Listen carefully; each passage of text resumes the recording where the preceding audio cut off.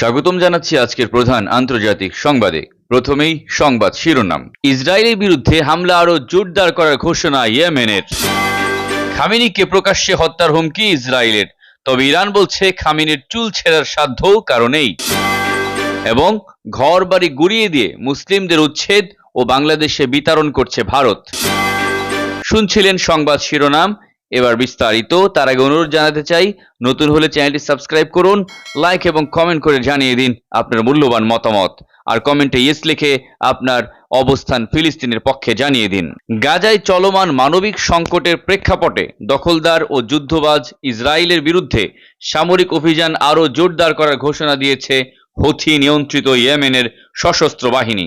Houthi নিয়ন্ত্রিত বাহিনীটি জোর দিয়ে বলছে, ফিলিস্তিনি জনগণের দুর্ভোগের প্রেক্ষিতে নৈতিক ও মানবিক দায়বদ্ধতা থেকেই তারা এই পদক্ষেপ নিচ্ছে।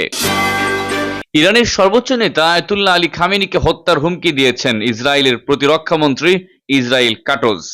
একই সঙ্গে ইরানে নতুন করে হামলার হুমকিও দিয়েছেন তিনি।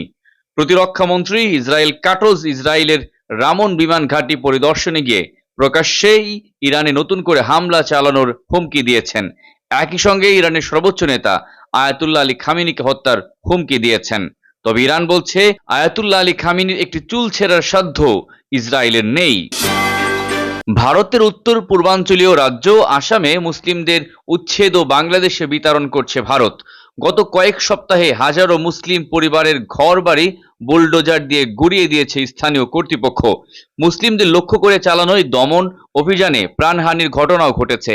এক প্রতিবেদনে এই তথ্য জানিয়েছে বার্তা সংস্থা রয়টার্স। বার্তা সংস্থাটি বলছে, বাংলাদেশ সীমান্ত ঘেঁষা ভারতের উত্তর পূর্বাঞ্চলীয় আসাম রাজ্যের একটি কোণে নীল ত্রিপল দিয়ে তৈরি অস্থায়ী আশ্রয়ে শত শত মুসলিম পুরুষ, নারী ও শিশু বাস করছেন। সম্প্রতি তাদের ঘর বাড়ি থেকে উচ্ছেদ করা হয়েছে। আসামের আসন্ন রাজ্য নির্বাচনকে ঘিরে এটি এখন পর্যন্ত সবচেয়ে বড় উচ্ছেদ অভিযান।